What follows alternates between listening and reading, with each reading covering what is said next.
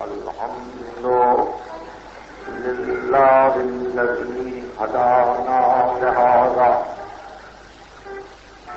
وما كنا لنهتدي لولا أن هدانا الله لقد جاءت رسل ربنا بالحق والصلاة والسلام على النبي الأمي الخاتم لما سبق والفاتح لمن غلق المعلن الحق بالحق بالقاسم محمد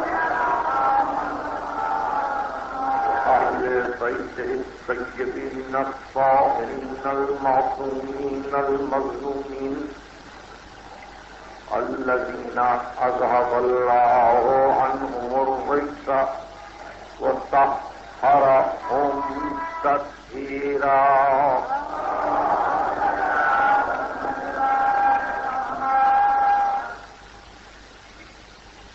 قرآن علم ہے، اس عنوان پر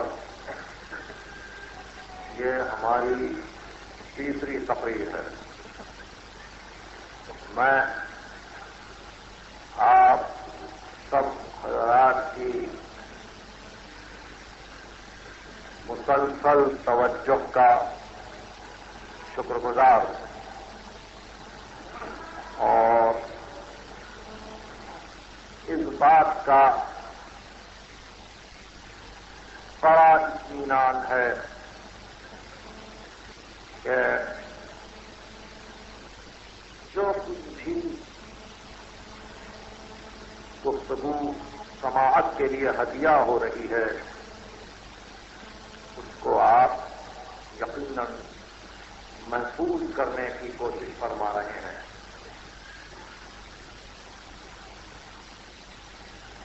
کل کی تقریر کے ایک جملے کو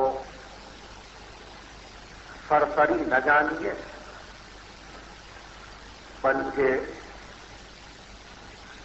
اس ایک جملے میں بڑے اسرار پنہا ہیں. یعنی ختم المرسلین یہ نہیں کہتے کہ پروردگار مجھے اپنا جلوہ دکھلا دے، بلکہ یہ فرماتے ہیں کہ ربی ارنا الاشیاء کما ہی، پروردگار مجھے اشیاء عالم کو ان کی تمام حقیقتوں کے ساتھ دکھلا دے. اور یہ ہے مقام قبولیت قلب خاتم النبیین کہ فقط یہی نہیں کہتے کہ ربی زدنی علما، پروردگار میرے علم میں اضافہ، بلکہ استعداد پیغمبر کا یہ حال ہے کہ جیسے جیسے اضافہ ہوتا جا رہا اسی انداز آپ اس کو قبول فرماتے جا رہے ہیں، اس کو محفوظ فرماتے جا رہے ہیں، اور پھر لامتناہی زمانے کے لیے اپنے پیغام حیات میں اور اپنی مقدس سیرت میں ان علوم کو اس طرح سے صرف فرماتے ہیں کہ رہتی دنیا تک کے لیے امت کی ضرورتوں کے واسطے تمام نصوص مہیا رہیں، اور کوئی یہ نہ کہے کہ ہم کیا کریں، ختم مرتبت کی زندگی میں کل 19 احکام ملتے ہیں یا کل 17 احکام ملتے ہیں، کوئی کی زبان سے اگر یہ نکلے گی تو ان کے لیے حجت باقی نہ رہے، بلکہ تمام زندگی نصوص کا مجموعہ ہو اور ہر موقع پر انسان اس سے ہدایت پائے. یہ کل گفتگو تھی، اس سے جتنا ہو سکے غور کیا جائے. آج سلسلہ کلام کو آگے بڑھاتے ہیں. اتنا عرض کروں کہ شیخ محی الدین عربی جو اقبال کے روحانی مقلد ہیں، یعنی جن کی اقبال تقلید کرتے ہیں اور بہت زیادہ متاثر ہیں، ان کی تفسیر قرآن ہاتھوں میں ہے جس کا نام ہے تفسیر شیخ اکبر۔ قرآن مجید تفسیر ہے محی الدین عربی، اسپین کا مشہور فلسفی، اور اس کے دیباچے جب محی الدین عربی اپنے ابتدائی خیالات کے اظہار کو مناسب جانا تو یہ لکھتے ہیں کہ قال جعفر ابن محمد الامام الصادق، یہ مقدمہ تفسیر قرآن ہے شیخ محی الدین عربی کہ امام جعفر صادق نے فرمایا ان اللہ تبارک و تعالی تجلی لعبادہ فی کلامہ ولکن لا تبصرون، خداوند اعلی نے اپنے کلام میں اپنے بندوں کے لیے تجلی کی ہے، لیکن ان کو بصیرت نہیں ہے، لیکن تم دیکھتے نہیں۔ تو اب پتا چلا دوسری منزل پر کہ فقط دور محل جلوہ نہیں ہے، قرآن کی ہر آیت ایک سور ہے، قرآن کا ہر لفظ ایک سور ہے، قرآن کا ہر حرف ایک سور ہے، معنی کے اعتبار سے، مفہوم کے اعتبار سے، روح کے اعتبار سے، نور کے اعتبار سے، اس لیے کہ قرآن علم ہے، علم رحمت ہے، رحمت اس کی کائنات کو گھیرے ہوئے ہے، علم اس کا ساری کائنات پر محیط ہے، اور یہی علم و رحمت قرآن ہے۔ تو ہر نقطے میں علم ہے، ہر حرف میں علم ہے، ہر لفظ میں علم ہے، ہر جملے میں علم ہے، ہر صورت میں علم ہے۔ من حیث الکل قرآن علم کا ایک ایسا خزانہ ہے کہ جس کا صحیح تعارف وہی کروا سکتا ہے جو قرآن کے ذوق سے قریب ہو، جو قرآن کے مزاج سے قریب ہو۔ آپ نے دیکھا ہوگا کہ میں اپنی تقریروں میں اس امر کی کوشش کرتا ہوں کہ اگر کبھی کسی مقام پر میرے کسی ممدوح کا تذکرہ آئے تو اس تذکرے کو بلا مقابلہ پیش کروں، اس لیے کہ مقابلے کی مجھے ضرورت نہیں، یعنی میں یہ نہیں کہوں گا کہ کسی اور نے قرآن کی ایسی تعریف و توصیف نہیں کی جیسے ان ہستیوں نے کہ جن کو ثقلین میں سے ایک بنایا گیا تھا، اور یہی وجہ ہے کہ جب امیر المومنین نے قرآن پر گفتگو تو یہ ارشاد فرمایا، قرآن کی تعریف علی کی زبان ارشاد فرماتے ہیں کہ قرآن نورن لا تطفا مصابیح ہو، قرآن ایک نور ہے جس کی روشنی کم نہیں ہوتی، نورن لا تطفا مصابیح ہو، سراجن لا یخبو توقدہ، ایک چراغ ہے قرآن جس کا شعلہ خاموش نہیں ہوتا، بحرن لا یدرک قعرہ، ایک دریا ہے جس کی تاپ نہیں ملتی، منہاجن لا یضل نہجہ، وہ راستہ ہے کہ جس راستے پر چل پڑنے کے بعد انسان پھر راستے کو نہیں بھولتا۔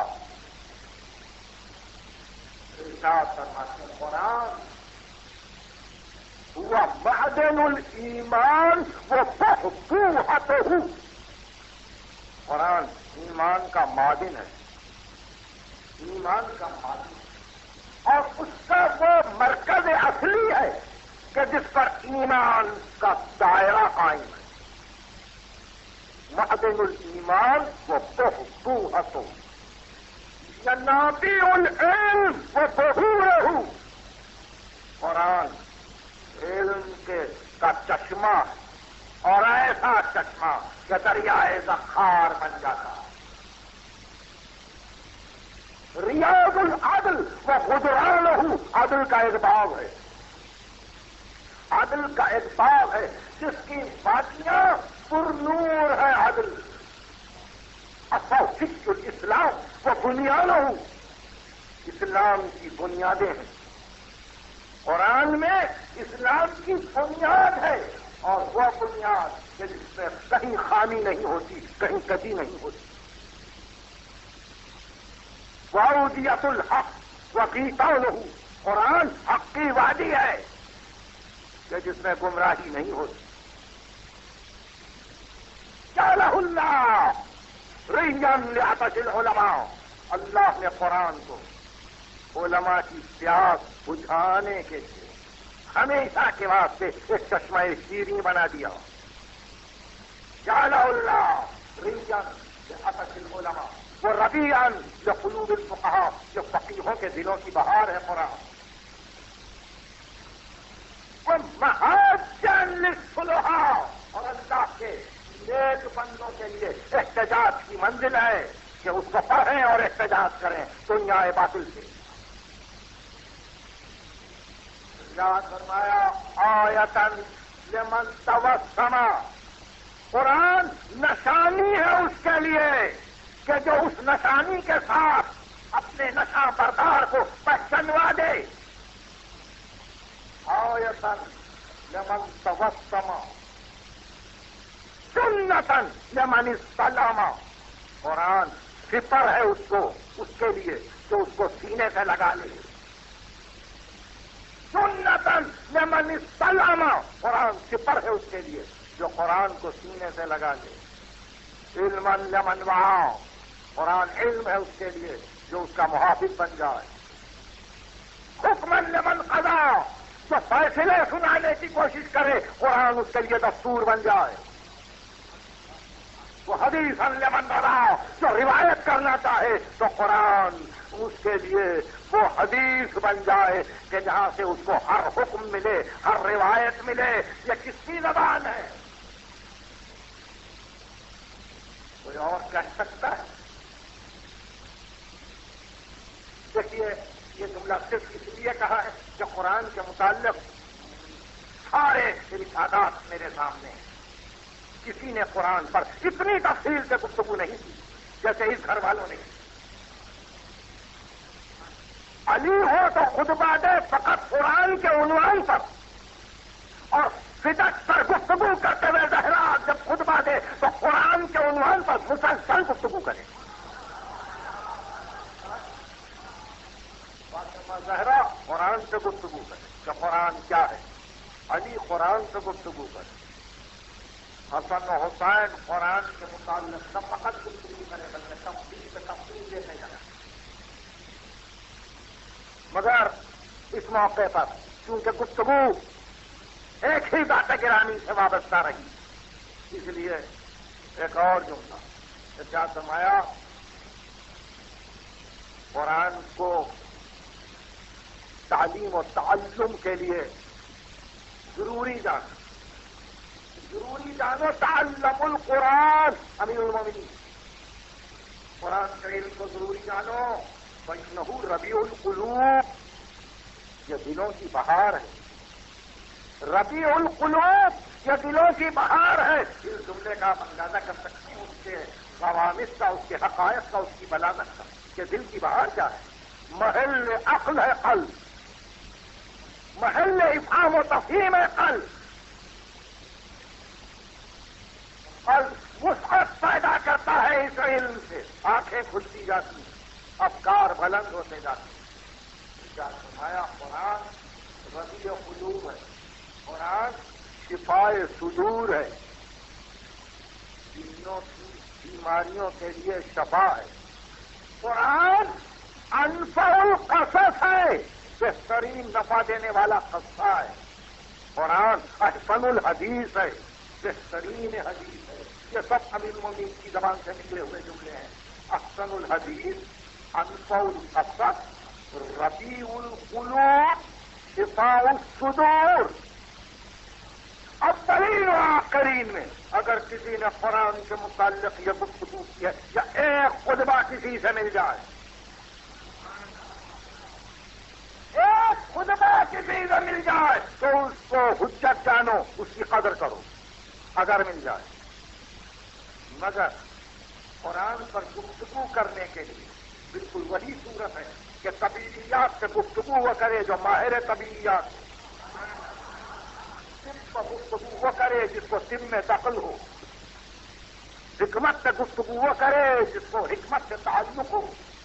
قرآن سے گفتگو وہ کرے جو قرآن کے مزاج سے آشنا ہو، جو قرآن کی طبیعت کو جانتا ہو، جس کو قرآن میں شان ہو، جس نے وحی کو نازل ہوتے ہوئے دیکھا ہو. اس لیے اتنی احتیاط فرمائی اور اتنی ہدایتیں کی گئی کہ دیکھو اس قرآن کا قیاست. آپ کو تعجب ہوگا کہ جب کبھی امیر المومنین نے خطبے کو شروع کیا ہے پہلے قرآن کا ذکر کیا ہے.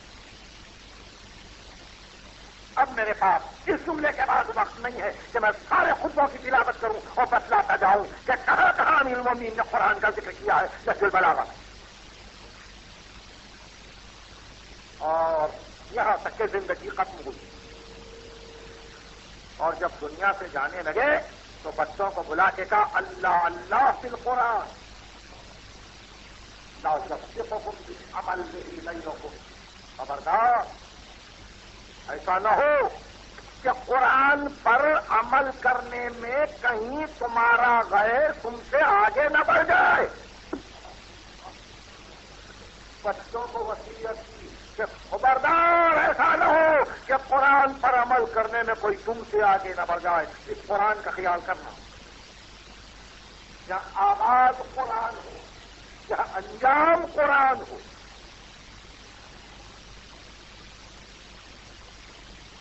یہ عقیدے کی بات ہوگی پہلا جملہ، مگر معاف کر دیں کہ آنکھیں کھولی تو صاحب وحی کو دیکھا تھا،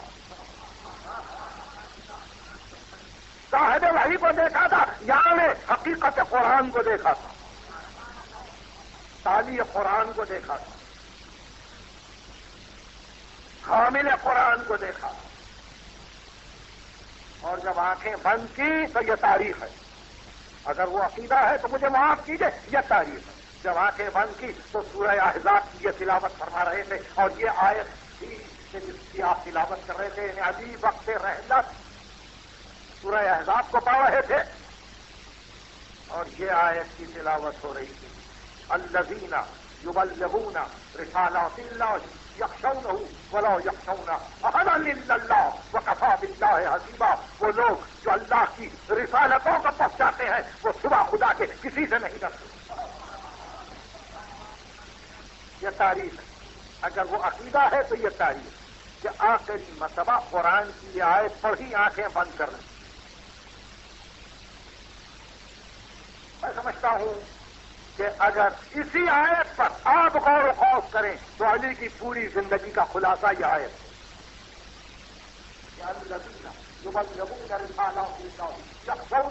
اسی سے ڈرتے ہیں، ولا یخشونہ احدا الا اللہ، سوا خدا کے کسی سے نہیں ڈرتے. کفی باللہ حسیبا، خدا بہترین حساب لینے والا ہے.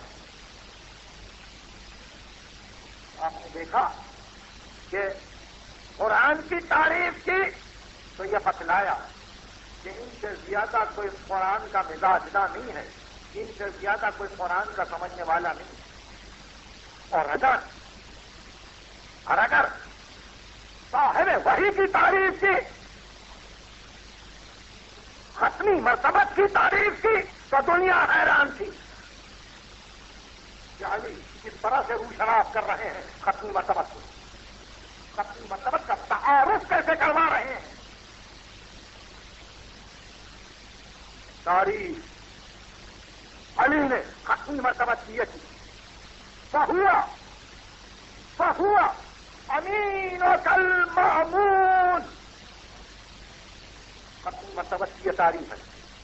اور اگر اولین و آخرین میں کسی نے کی ہے یہ تعریف تو میں اپنے الفاظ کو واپس لے. فہوا امین و کل مامون، وہ تیرا امین ہے جو خود مامون ہے.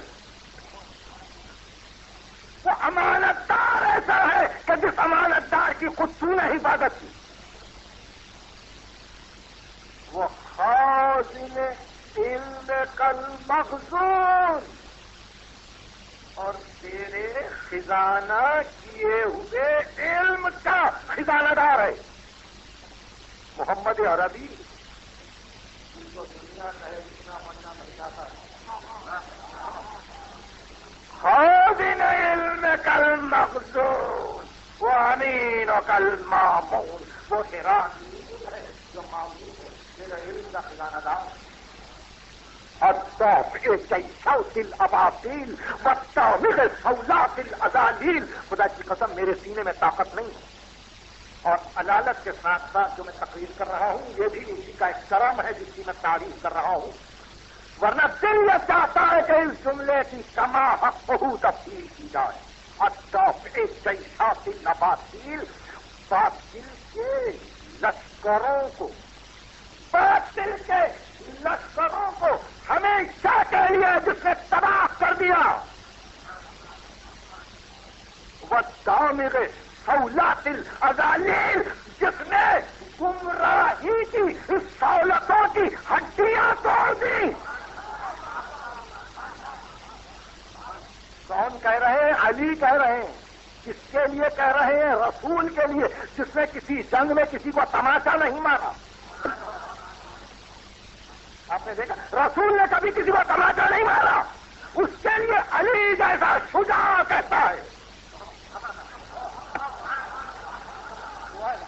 خدا کے لیے علی جیسا شجاع کہتا ہے کہ رسول کے بڑھ کے کوئی شجاع نہیں ہے.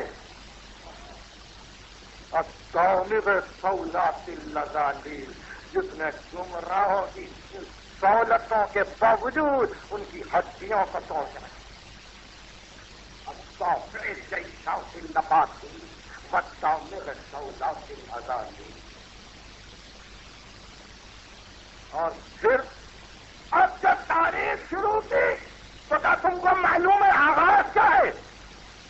بناؤ تقفم کرائم الاسلاف الى مطہرات الارحام. اس کے نطفے کو، اس کے نور کو، اس کی زینت کو پاک صلبوں نے طاہر رحموں میں رکھا.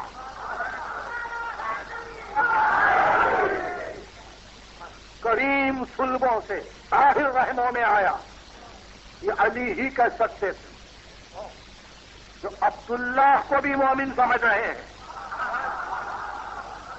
جو عبد المطلب کو بھی مومن سمجھ رہے ہیں، جو ہاشم کو بھی مومن سمجھ رہے ہیں، جو عبد مناف کو بھی مومن سمجھ رہے ہیں، جو اس سلسلے کو ابراہیم تک مومن سمجھ رہے ہیں.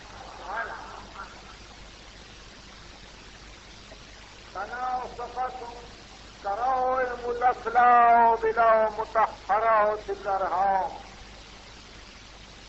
كلما مضى منهم سلف قام منهم لدين الله خلف حتى أفاضت كرامة الله إلى محمد صلى الله عليه وآله. اس طرح سے یہ نور منتقل ہوا اور ختمی مرتبہ آئے. ارشاد فرماتے ہیں اسرتہ خیر الاسر، اس کا گھرانہ بہترین گھرانہ. عطرتہ خیر العطر، اس کی عطرت بہترین عطرت. شجرتہ خیر الشجر، اس کا درخت بہترین درخت. نبتت فی حرم وفسخت فی کرم، وہ درخت جو حرم کے سائے میں بڑھا اور کرم الہی کے ساتھ ساتھ پروان چڑھتا چلا.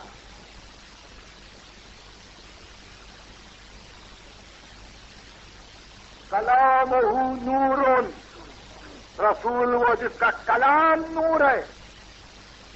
دنیا یہاں رسول کی ذات میں حیران ہے کہ وہ نوری ہے یا کچھ اور؟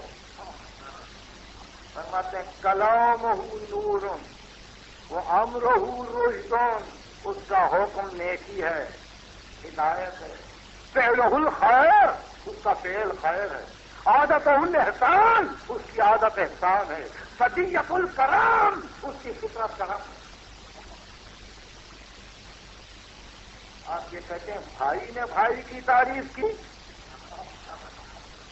آپ یہ سمجھتے ہیں کہ اقربا پروری ہے، عزہ نوازی ہے؟ نہیں نہیں، علی نے کس طرح سے دیکھا تھا رسول کو، میرے اس جملے پر غور کیجیے، علی نے اس طرح سے دیکھا تھا رسول کو، اور اگر محمد عربی کو دیکھنا چاہتے ہیں مسلمان تو کسی اور کی آنکھ سے نہ دیکھیں، علی کیا۔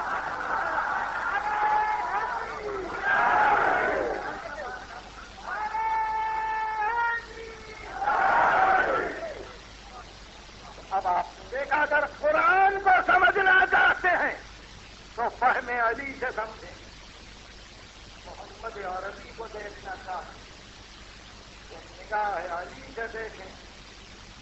یہ منزل اب اہم ہے اور اہم، بہت ضروری۔ ارشاد فرماتے ہیں اشہد انہ عدل عدل، میں گواہی دیتا ہوں کہ خدا عین عدل ہے، اس نے عدل سے کام لیا۔ یہ عدل کے کیا معنی ہے؟ کسی چیز کو اس کے اپنے مقام پر رکھنا، کسی شے کو اس کے صحیح مقام پر رکھنا۔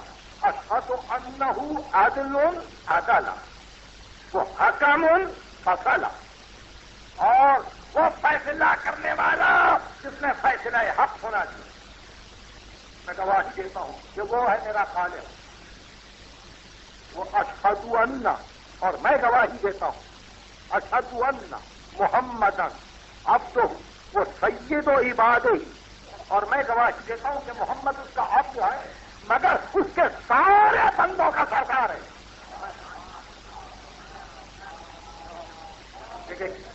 یہ منزل ذکر ہے، اشہد ان محمدن عبدہ، وہ سید و عبادہ، اور اس کے سارے عباد کا سردار ہے۔ ایسا عبد جو سارے عباد کا سردار۔ تو اس کے بعد یہ جملہ ہے، اور میری یہ آج کی تقریر کی جان ہے یہ جملہ۔ ارشاد فرماتے ہیں کلما نطق اللہ خلقہ بفرقتین جعلہ اللہ فی خیرہما، جب کبھی کسی نبی کے پاس پہنچ کر اس کی اولاد دو حصے ہوئی، اور ایک میں نیکی آئی اور ایک میں برائی آئی، تو خدا نے نور محمد کو اس سلسلے میں ڈال دیا جہاں نیکی تھی۔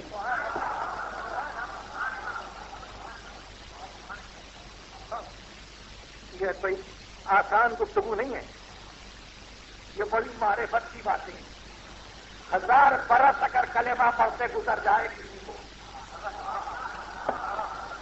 1000 برس، تو پھر بھی وہ اس طرح سے حق ادا نہ کر سکے گا کہ کلما نطق اللہ خلقہ بفرقتین، جب کبھی خداوند علی اعلیٰ نے اپنے مخلوق کے دو حصے کیے، کہ کہیں نیکی آئی کہیں برائی آئی، تو نور محمد کو جعلہ اللہ فی خیرہما، دونوں میں جب بہتر تھا وہاں نور کے لیے راستہ دیا، تاکہ پاک سلبوں کے گلے طاہر رحموں میں آئے، کہیں نجاست نہ آئے، کہیں کثافت نہ آئے۔ بہت ضروری۔ ارشاد فرماتے ہیں اشہد انہ عدل عدل، میں گواہی دیتا ہوں کہ خدا عین عدل ہے، اس نے عدل سے کام لیا۔ یہ عدل کے کیا معنی ہے؟ کسی چیز کو اس کے اپنے مقام پر رکھنا، کسی شے کو اس کے صحیح مقام پر رکھنا۔ اشہد انہ عدل عدل، وہ حکم فصل، اور وہ فیصلہ کرنے والا جس میں فیصلہ حق ہونا چاہیے۔ میں گواہی دیتا ہوں کہ وہ ہے میرا خالق، وہ اشہد ان، اور میں گواہی دیتا ہوں اشہد ان محمدن عبدہ، وہ سید و عبادہ، اور میں گواہی دیتا ہوں کہ محمد اس کا عبد ہے مگر اس کے سارے بندوں کا سردار ہے۔ ٹھیک ہے، یہ منزل ذکر ہے۔ اشہد ان محمدن عبدہ، وہ سید و عبادہ، اور اس کے سارے عباد کا سردار ہے۔ ایسا عبد جو سارے عباد کا سردار۔ بھائی اس کے بعد یہ جملہ ہے، اور میری یہ آج کی تقریر کی جان ہے یہ جملہ۔ ارشاد فرماتے ہیں علما نطق اللہ خلقہ بصرفتین جعلہ اللہ فی خیرہما۔ جب کبھی کسی نبی کے پاس پہنچ کر اس کی اولاد دو حصے ہوئی، اور ایک میں نیکی آئی اور ایک میں برائی آئی، تو خدا نے نور محمد کو اس سلسلے میں ڈال دیا جہاں نیکی تھی۔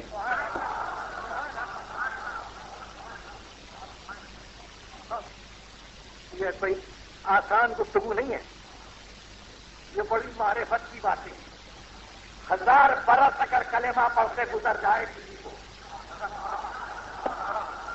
1000 برس، تو پھر بھی وہ اس طرح سے حق ادا نہ کر سکے گا کہ کلما نسخ اللہ خلقہ بصرفتین، جب کبھی خداوند علی اعلیٰ نے اپنے مخلوق کے دو حصے کیے، کہ کہیں نیکی آئی کہیں برائی آئی، تو نور محمد کو جعلہ اللہ فی خیرہما، دونوں میں سے جو بہتر تھا وہاں نور کے لیے راستہ دیا، تاکہ پاک سلبوں سے چلے، ظاہر رحموں میں آئے، کہیں نجاست نہ آئے، کہیں کثافت نہ آئے، کہیں کفر نہ آئے، کہیں شرک نہ آئے، کہیں لا دینی نہ آئے، کہیں لا مذہبی نہ آئے، کہیں انسان خدا سے روح کرتا نہ ہو۔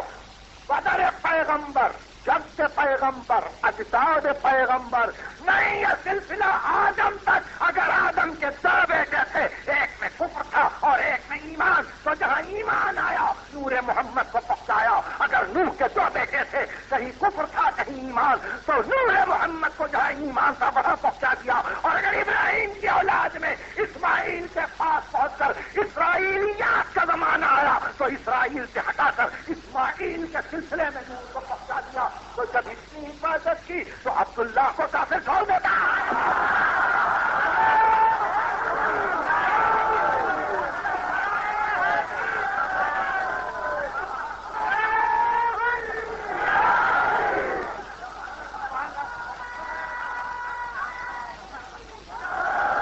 گزشتہ سال کی آج کی تقریروں میں ابو طالب کا گفتگو تھی، دنیا کہہ رہی تھی علی سے عقیدت ہے نا، اس لیے بار بار علی کے قدر گرامی کا ایمان پر گفتگو ہو رہی ہے۔ مگر اب میں پوچھتا ہوں، اب کیا کہتے ہیں سننے والے؟ میں گفتگو کر رہا ہوں عبداللہ پر، کہ پیغمبر نہ تھے اور عبداللہ تھے۔ میرے جملے کو غور کیجیے، پیغمبر نہ تھے اور عبداللہ تھے، اور جب عبداللہ نہ تھے پیغمبر آئے۔ بظاہر یہ معلوم ہوتا ہے کہ باپ نے بیٹے کو نہیں دیکھا، بیٹے نے باپ کو نہیں دیکھا، باپ نے بیٹے کو نہیں دیکھا، مگر جو تھیوری، جو فارمولا علی پیش کر رہے ہیں، اس کے اعتبار سے دیکھنے اور نہ دیکھنے سے ربط نہیں ہے انتقال نور کا۔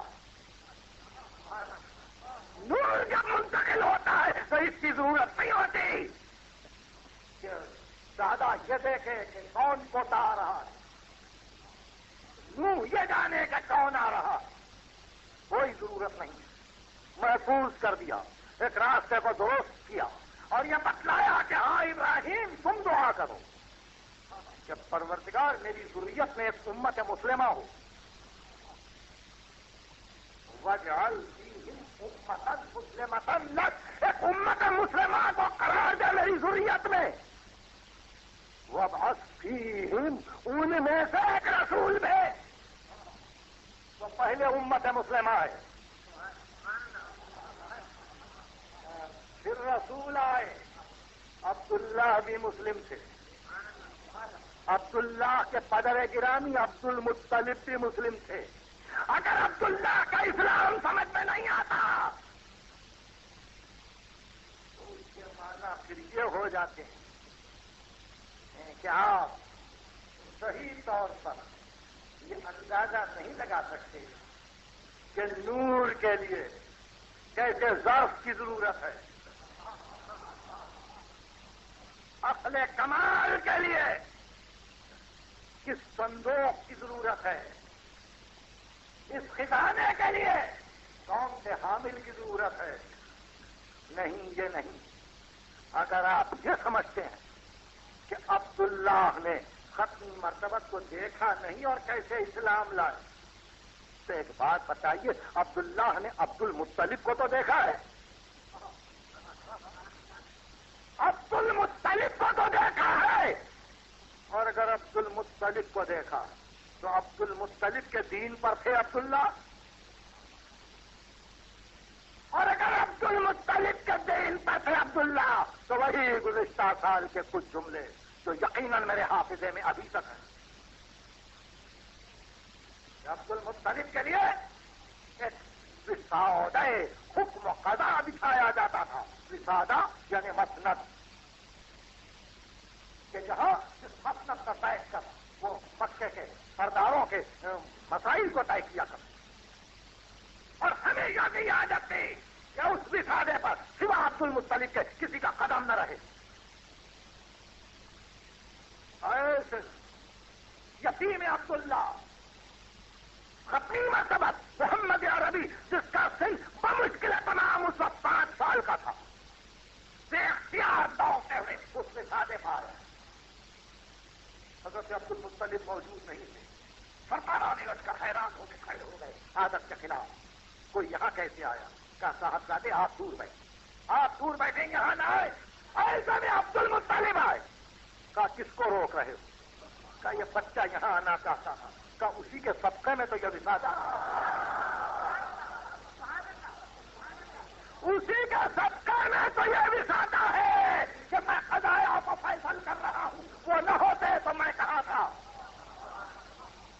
تو یہ ہے دین عبد المطلب، یہ ہے دین عبد المطلب، اور اس سلسلے میں آپ کو اتنا بتلا دوں، علماء اسلام میں سب سے اہم عالم سمہودی حضرت ابو طالب کی موت کا حال لکھتے ہیں، اور یہ لکھتے ہیں جب حضرت ابو طالب کا وقت وفات قریب آیا تو صنادید قریش اور امراء قریش جمع ہوئے اور ایک مطرقانہ ہلا ہلا کے کہا کس کے دین میں مر رہے ہو؟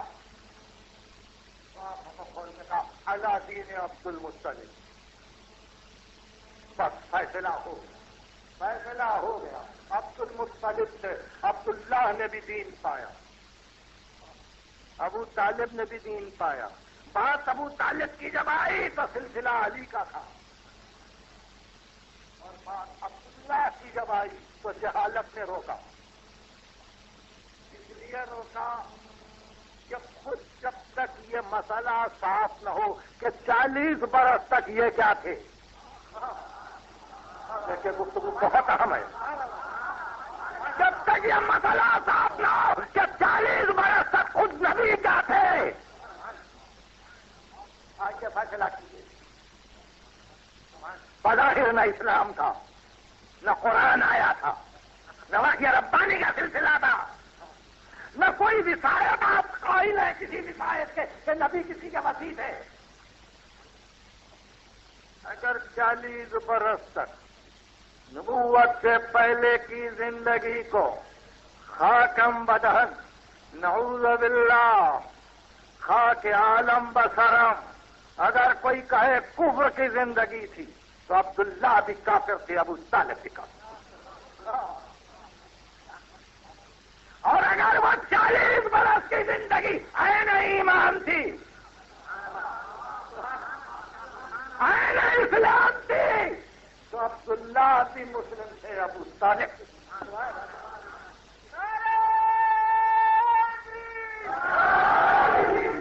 باتیں سمجھ میں آ رہی ہیں؟ ان باتوں کا دھیان دیجیے۔ ارشاد فرماتے ہیں جب کبھی خدا نے کسی مقام پر بائیفرکیٹ کیا، 2 حصوں میں کوئی نسل گئی اور ایک میں نیکی آئی اور ایک طرف برائی گئی، تو اللہ نے یہ احتیاط کی کہ نبی کو اس راہ پر ڈال دیا، نور نبی کے لیے وہ راہ نکالی جہاں خیر ہی خیر، جہاں طہارت تھی طہارت تھی۔ تو بات یہ ہے، یہ گفتگو اس لیے ہوئی کہ یہ سب علم ہے، علم کی گفتگو ہے، اور علم کو علم ہی قبول کرتا ہے، جہل نہیں۔ اس لیے دلوں سے جہل کی قدورت کو ہٹاؤ۔ ابو جہل کو مرے بہت دن ہو گئے، بہت دن ہو گئے، ابو جہل نہیں رہا، مگر اثرات رہ جاتے ہیں، اثرات رہ جاتے ہیں، ان اثرات کو مٹانا آپ کا کام، فرض ہے کہ وہ اثر نہ رہے باقی۔ اس لیے جب علم کو قبول کرنا ہے تو اولین و آخرین میں پھر عرض کرتا ہوں، اس طرح سے کسی نے ختمی مرتبت کو پیش نہیں کیا، یہ کہہ کے کہ میں گواہی دیتا ہوں، اشہدو،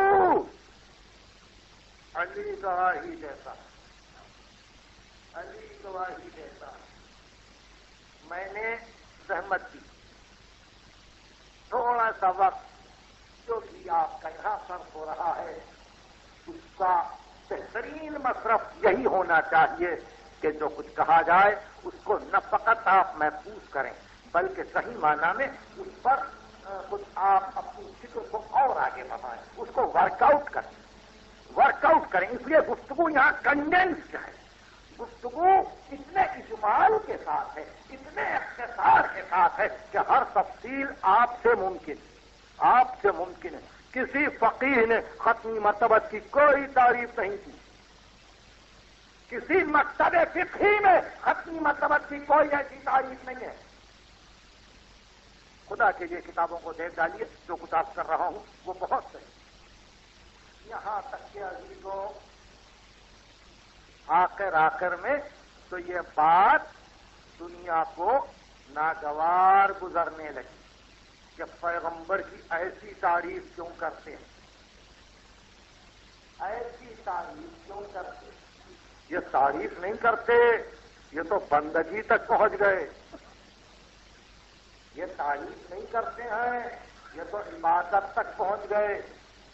سامنے آتے ہیں تو سر اتنا جھکتا ہے کہ جیسے سجدے میں گر پڑیں گے، وہ پکارتے ہیں تو یوں دوڑتے ہیں جیسے جان حاضر کر دیں گے، نظر کر دیں گے۔ یہ تو بندگی تک بات پہنچی، اس لیے ختمی مرتبت کی لاش کو سامنے رکھ کے آواز دی گئی، من کان یعبد محمدا فإنہ قد مات، جو محمد کی عبادت کرتا تھا وہ جان لے کہ محمد مر گیا۔ کسی کو برا نہ گزرے، کسی کو زحمت نہ ہو، میں اس کی تشریح کر رہا ہوں، اور عرب میں، حجاز میں، عراق میں، پورے عالم اسلام میں کوئی تھا ایسا کہ جو پیغمبر کی عبادت کرتا ہو؟ کوئی تھا ایسا جو مسلم ہو اور خدا وحدہ لا شریک کے علاوہ ختمی مرتبت کو اس کا شریک جانتا ہو؟ نہیں، قرآن کی آیت موجود ہے کہ کسی نبی کو ہم نے اس لیے نہیں بھیجا کہ وہ اپنی بندگی کروائے۔ یہ کیسے جملہ زبان سے نکل گیا کہ جو محمد کی بندگی کرتا تھا اور عبادت کرتا تھا وہ جان لے کہ وہ مر گیا؟ صرف یہی عظمت و احترام، یہی عظمت و احترام جو اوروں سے ممکن نہ تھا۔ اور جب اس گھرانے میں دیکھا گیا تو کہا یہ عظمت، یہ حمیت جاہلیت ہے، یہ قبیلے کی عصبیت ہے، یہ عرب کی عادت ہے کہ اپنے سردار کی اتنی تعظیم کرتے ہیں، اور اس طرح اپنی مرتبت کی اس طرح سے تعظیم کرنے والوں نے بہت غور سے سنیے میرے جملے بڑے اہم۔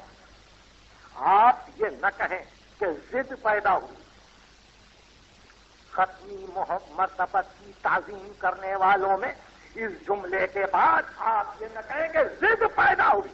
میں یہ کہتا ہوں کہ انہوں نے اس کو بھی فریضہ جانا اس جملے کے بعد کہ وہ یہ اعلان کرتے جائیں کہ اگر کہ بظاہر پیغمبر مر گئے مگر ہیں،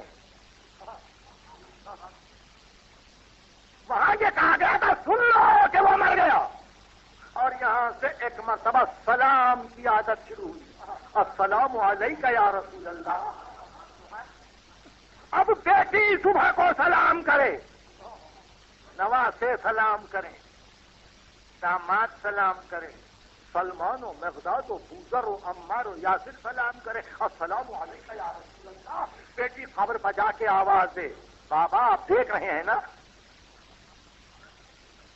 اب دنیا نے تو یہ کہا کہ یہ کیسا اسلام ہے کہ ایک طرف تو یہ کہتے ہیں عبادت بھی نہیں کرتے اور ایک طرف حاضر و ناظر بھی جانتے ہیں۔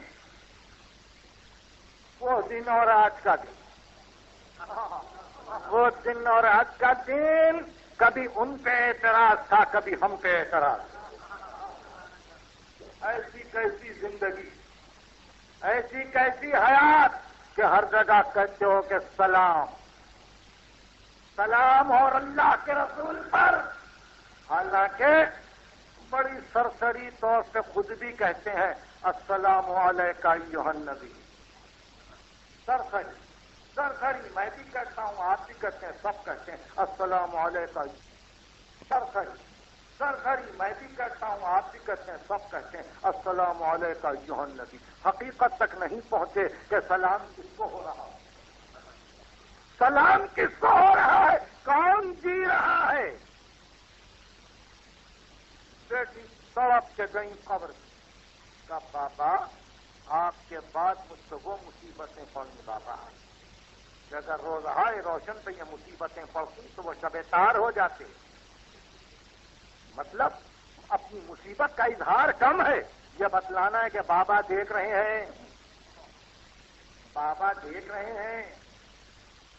وہی زہرا ہے نا جس کی تعظیم کے لیے رسول کھڑے ہو جاتے تھے، وہی زہرا ہے نا کہ جس کے لیے یہ کہتے تھے کہ یا فاطمہ انی اشم عندک رائحۃ الجنہ، زہرا یہاں آؤ بیٹھو، بیٹی تیرے پاس سے جنت کی بو آتی ہے۔ وہی بات ہے، اور آج اس طرح سے تڑپ رہی ہے۔ بابا آپ نے دیکھا، بابا آپ نے دیکھا اپنی بیٹی کو، اور اس طرح سے اب یہ خاندان پکارتا چلا، میں نے زحمت دی، حسین مدینے سے نکل رہے ہیں، اور وہی تصور ہے کہ نانا دیکھ رہے ہیں، السلام علیکہ یا جدہ، نانا حسین کا سلام قبول ہو۔ اگر مسلمان حاضر و ناظر جانتا رسول کو تو مدینے کی توہین نہ ہوتی، اگر مسلمان حاضر و ناظر جانتا رسول کو تو مسجد نبوی میں گھوڑے نہ باندھے جاتے، اگر مسلمان حاضر و ناظر جانتا رسول کو تو مدینے میں یہ عصمت دری نہ ہوتی، مگر وہاں صرف کلمہ تھا، نانا حسین جا رہا ہے، ہر جگہ سلام کرتے ہو، نانا حسین کا سلام، نانا حسین کا سلام۔ کربلا آئے، کربلا کے نانا کو سلام، تہے خنجر نانا کو سلام،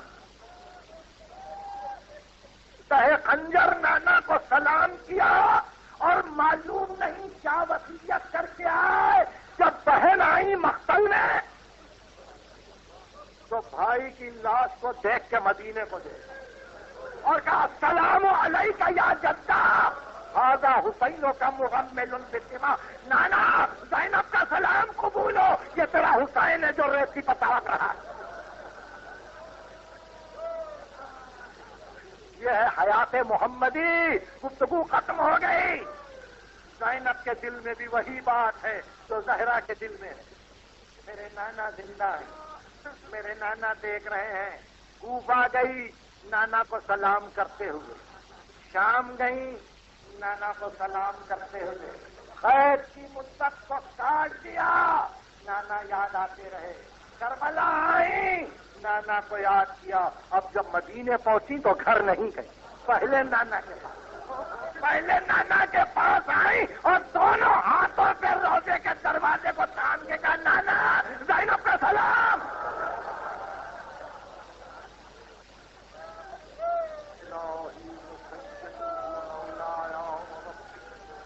خدا بندہ ہم بس کامل ایمان، ہمارے ہوائے علی پر لاؤ، ملت کو متحد کر، مملکت کو مستحکم بناؤ۔